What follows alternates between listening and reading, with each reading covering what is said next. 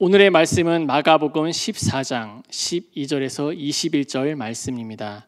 제가 가진 성경 신약성경 80페이지입니다.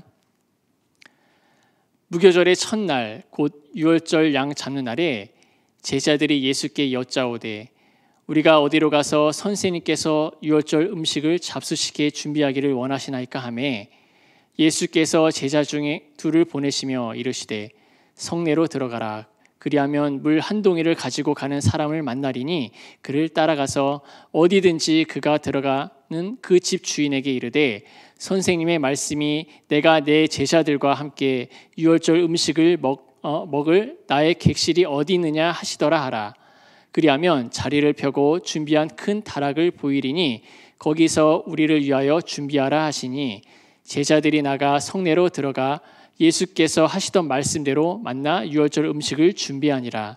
저물매 그 12를 데리시고 가서 다 앉아 먹을 때에 예수께서 이르시되 내가 진실로 너희에게 이르노니 너희 중 한 사람 곧 나와 함께 먹는 자가 나를 팔리라 하신대 그들이 근심하며 하나씩 나는 아니지요 하고 말하기 시작하니 그들에게 이르시되 12 중에 하나 곧 나와 함께 그릇에 손을 넣은 자니라.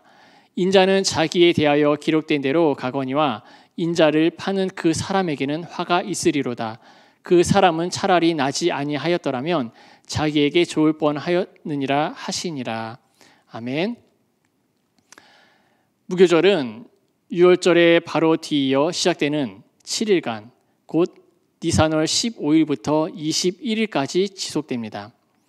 따라서 이 무교절 첫날은 니산월 15일을 지칭한다라고 할 수가 있고요. 또한 유월절과 무교절은 연결된 하나의 축제로 간주되었고 통상적으로 무교절은 8일간에 걸쳐 진행되는 두 절기 모두를 아울러 지칭하기도 합니다. 다시 말해 무교절 첫날은 유월절 곧 니산월 14일을 지칭할 수 있다는 것입니다. 여기에서 이 니산월은 유대의 종교력으로 보았을 때 1월에 해당되며 현대의 달력으로는 3월에서 4월에 해당되는 달이라 할 수가 있습니다. 또한 유월절 만찬은 유대인들이 출애굽 이후로 하나님께서 베푸신 구원을 기념하며 지켜오던 전통적인 절기입니다. 유월절 만찬은 보통 예루살렘 성에서 하는데 유월절에는 각처에서 흩어진 유대인들이 몰려오기에 만찬 장소를 급히 구하는 것은 매우 어려운 일이었습니다.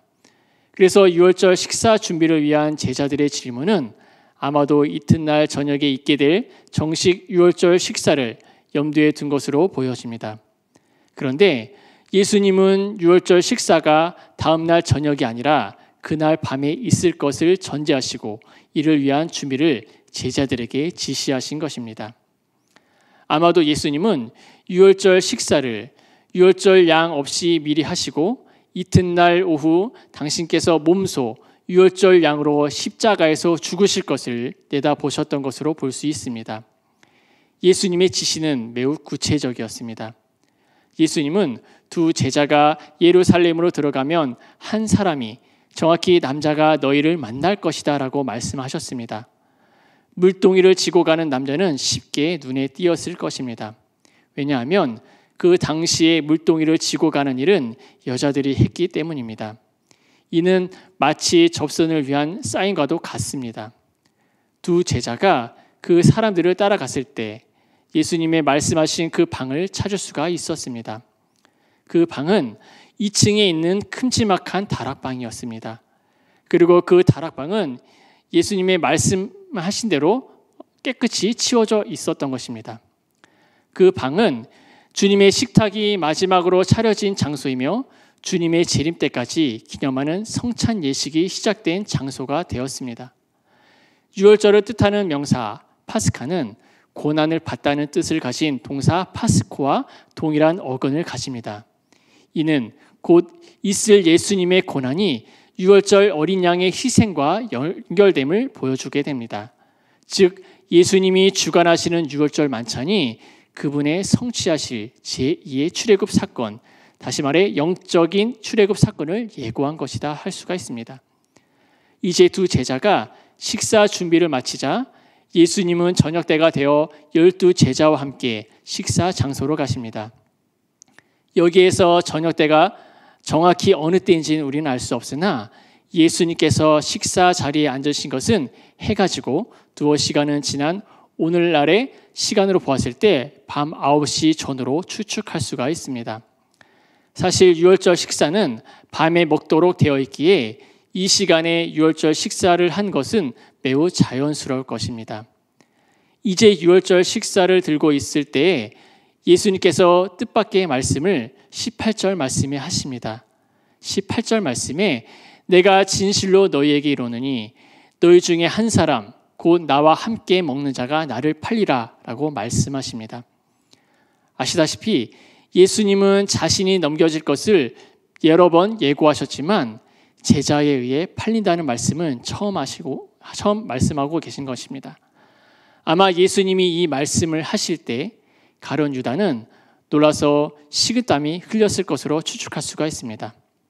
또한 배신하는 자를 나와 함께 먹는 자다라고 묘사하는 것은 시편 41편 9절 내가 신뢰하여 내 떡을 나눠 먹던 나의 가장 가까운 친구도 나를 대적하여 그의 발꿈치를 들었나이다를 염두에 두신 것으로 볼 수가 있습니다. 도무지 믿을 수 없는 사실이지만 내가 진실로 너희에게 이른다라는 그 도입으로 이러한 선언의 확실성을 더해준다라고 할 수가 있습니다. 그리고 그 말을 들은 제자들도 깜짝 놀랍니다. 근심하다라는 단어는 단순히 걱정을 넘어 비통, 유감, 슬픔의 감정을 가지고 있는 것을 의미합니다. 제자들은 배신자가 자신들이 아니기를 바라며 한 사람씩 물어봅니다. 예수님, 나는 아니지요. 나는 결단코 아니다. 라는 강한 부정어로 예수님께 질문을 합니다. 그러자 예수님은 나와 함께 그릇에 손을 넣은 자니라 라고 다소 애매한 대답을 하고 계십니다. 이 원문에는 넣는 자다라고 되어 있는데요. 개역개정은 현재 시제를 사용하여 넣는 그 사람의 초점을 맞추지만 헬라어 원문은 과거 시제를 사용하여 그릇에 손을 넣는 행위에 초점을 맞추고 있습니다. 함께 먹는 중에 그랬으니 누가 그릇에 손을 넣었는지 어떻게 알 수가 있겠습니까? 마태복음에 의하면 다른 제자들이 앞서 주여 나는 아니지요 라고 질문을 했는데 오직 유다만 라비여 나는 아니지요 라고 대답을 하였습니다. 마태복음에서 제자들은 한 번도 예수님을 랍비라 부르지 않고 항상 주님이란 그 명칭을 사용하였습니다. 이 사실은 예수님을 배반하는 유다가 결코 주님의 진정한 제자가 아니었음을 우리가 알 수가 있는 것이죠. 그러나 유다뿐만 아니라 모든 제자들은 결국 예수님을 끝까지 지키지 못하고 도망하였습니다. 예수님이 붙잡히셨을 때 제자들은 다 예수님을 버리고 도망했습니다. 예수님이 공회 앞에서 심을 당하는 동안 베드로는 여종에게 또한 곁에 서 있는 사람들에게 예수님을 3번이나 부인했습니다. 이와 마찬가지로 우리들의 모습은 어떠합니까? 예수님을 잘 믿고 순종하겠다 다짐하지만 유다와 제자들처럼 예수님을 배신했던 그런 모습들이 우리의 삶 속에 있지 않습니까? 입술로는 주님만을 위해 살겠다라고 고백하지만 실제로 우리는 입술은 이 고백한 것과는 전혀 다른 내 뜻과 내 생각에 사로잡혀 거짓된 모습으로 주님의 마음을 아프게 하였던 그런 연약한 모습뿐이다라는 사실입니다. 그러나 이러한 연약한 가운데서도 주님은 우리를 끝까지 포기하지 않으시고 버리지 아니하셨습니다. 그리고 끝까지 우리를 사랑하십니다. 그 사랑의 증거로 우리에게 십자가와 부활의 은혜를 주셨습니다. 이러한 주님의 은혜를 붙잡고 승리하는 영광교회 성도님들이 되시길 간절히 소망합니다. 계속해서 말씀으로 들어가 12 제자들 중 하나가 당신을 넘겨줄 것을 선언하신 그 예수님은 당신의 죽음이 단지 그들 중 하나의 배반 때문에 초래된 우발적인 결과가 아님을 22절 말씀 인자는 자기에게 기록된 대로 가거니와를 통하여 알 수가 있습니다. 그렇다면 인자는 자기에게 기록된 대로 가거니와라는 그 주님의 말씀에서 우리는 무엇을 알 수가 있습니까? 예수님이 유대인들의 계략에 빠져 어쩔 수 없이 붙잡혀 죽으신 것이 아니라 하나님의 섭리 가운데 성경에 기록된 대로 죽으실 것을 말씀하시면서 하나님의 정하신 뜻에 기꺼이 순종하시겠다는 의지를 드러내신 것입니다. 또한 시편 41편 9절, 내가 신뢰하여 내 떡을 나눠 먹던 나의 가까운 친구도 나를 대적하여 그의 발꿈치를 들었나이다를 언급하듯이 과거 시편 저자의 예상치 못한 그 쓰라린 경험은 하나의 모형이었고, 예수님은 그 모형을 성취하기 위해 지금까지 제자에게 배반을 당하시며 당신의 길을 가신 것입니다. 이어서 말씀하십니다. 인자를 파는 그 사람에게는 화가 있으리로다. 그 사람은 차라리 태어나지 아니하였더라면 자기에게 좋을 뻔하였으리라 하시면서 은전 30냥과 예수님을 맞바꾼 유다는 차라리 태어나지 않았어야 할 존재로 평가하십니다. 자, 그렇다고 예수님은 유다를 공개적으로 범인으로 지목하거나 돌이키라고 하지 않으십니다. 유다가 나면서부터 예수님의 배반자로 미리 정해졌을까 하는 그 질문을 던지는 또한 사람들이 또한 있습니다. 그러나 하나님께서는 유다의 배반을 통하여 예수님이 십자가에서 죽으심으로 대속의 죽음을 통한 인류의 구원이다라고 하는 그런 목적을 이루시지만, 그렇다고 하나님이 유다에게 억지로 죄를 짓도록 강요한 것은 아닙니다. 그것은 성경 전체에 드러난 하나님의 성품에 맞지 않다라고 하는 것이죠. 하나님은 아무도 시험하지 않다라고 야고보서 1장 13절 말씀에서 이야기합니다. 또한 아담은 선악과를 따먹을 자유도 있었고 따먹지 않을 자유도 있었으나 자기의 의지로 따먹은 결과 죄를 짓게 되었던 것이죠. 그러므로 배반 행위 자체는 구약 성경에 이미 예언되어 있지만 그것이 꼭 가룟 유다를 가리킨다라고 말할 수는 없습니다. 하지만 하나님의 뜻대로 이루어진다고 해서 우리의 선택에 따른 책임이 면제되는 것은 아닙니다. 이는 하나님의 주권과 인간의 책임이 함께 작용된다는 것을 우리는 알 수가 있습니다. 유다는 예수님을 팔아 넘겼다는 것을 회개하며 예수님께 잘못을 빌었다고 하면 모든 허물과 죄를 용서받고 예수님의 제자로서 새로운 삶을 살 수 있었을 것입니다.